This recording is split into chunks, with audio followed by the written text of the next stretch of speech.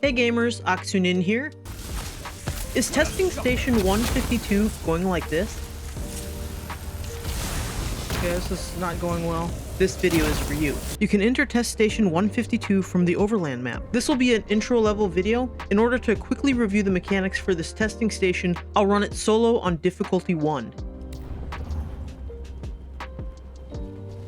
This first button here simply introduces the concept that buttons are used to shut off power, and some of these buttons reset after a short period of time.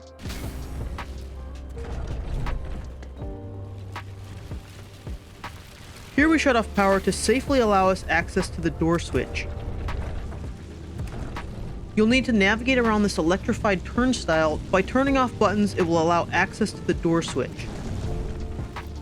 We arrive at the first encounter room. You'll be locked inside until clearing 3 waves of adds. For solo level 1, each wave consists of 2 mobs, 1 ranged and 1 melee.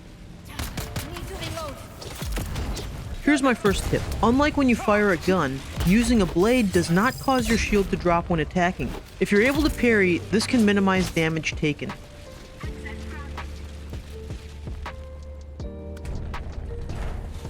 The next area is kind of a puzzle room. It requires you to navigate a number of different switches to exit the room. Some of these gates are timed, while others require you to press buttons to turn them off. Tip number 2. It's most efficient to run to this side room to shut off electricity on the second floor before you navigate back around to loot quest items and chests. If you have the mission Harnessing the Power of the Storm, the first turbine component is on the table here, near the identification band.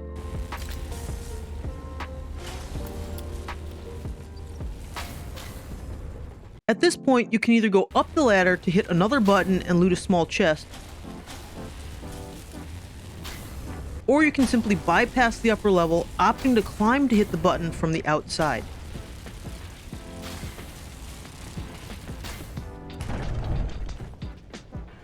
The next encounter room is similar to the first. It has 3 waves, and only the final wave has 3 enemies with the addition of a heavy gunner.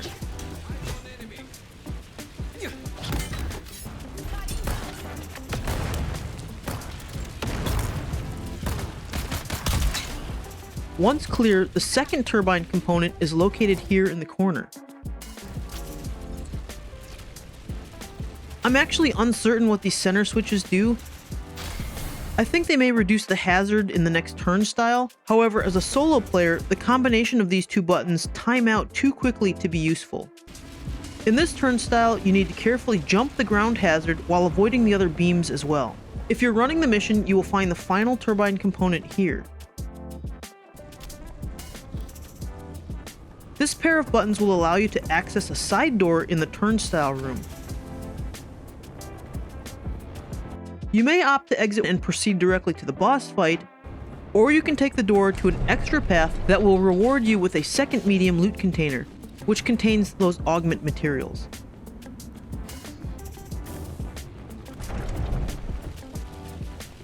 It's that time, guys. Please help support the channel by subscribing. You can also leave a like or comment, which really does help with the algorithm. And if you happen to be interested in live gameplay, I do stream weekly on Twitch, and I really do appreciate your support. Thank you so much, guys. Now you're finally ready for the station boss. This fight has 4 stages, and of course, there's more electricity to dodge.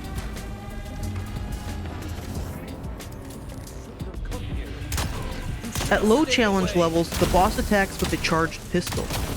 You can see a number of source terminals in the wall around the room. In phase 1, when a pair of terminals is activated, there'll be a large arc of electricity across the room. These terminal pairs will power up in sequence going clockwise until they complete a full revolution of the room, and that will be followed by a vertical top to bottom, and then a top to bottom a second time. The boss will speak at the start of each phase and is also shielded against any damage during the transition. For phase 2, the terminals in the wall begin to rotate clockwise. The pattern will be 3 rotating pairs, followed by a single cycle of top, middle, bottom. Let's bring down that shield. Phase 3 is where the danger level really feels more intense.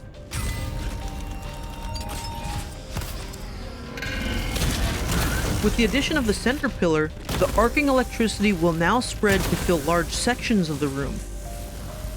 In Phase 3, those wall terminals are stationary, and the electrified sections will cycle around the room.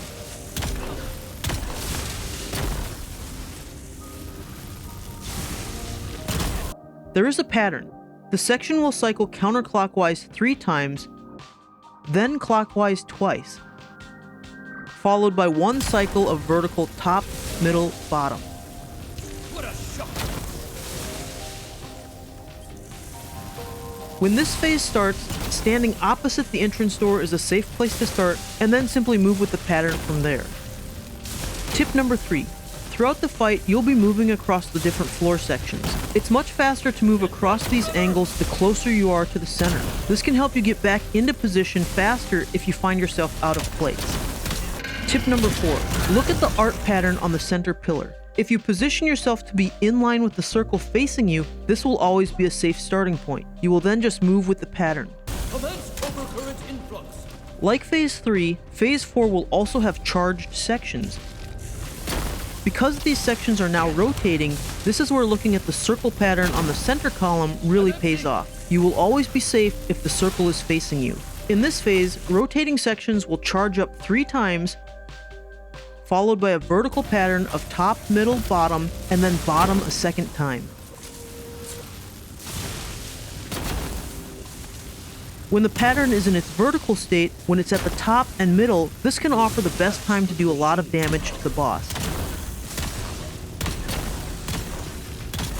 Upon defeating the station boss, if you had the mission and you collected the 3 components, you will automatically obtain the schematics and you can now fieldcraft the experimental generator. If you killed the boss before collecting all of the components, unfortunately, you will need to run the testing station again. I hope this guide was helpful. Thanks for watching and thank you for your support. Until next time.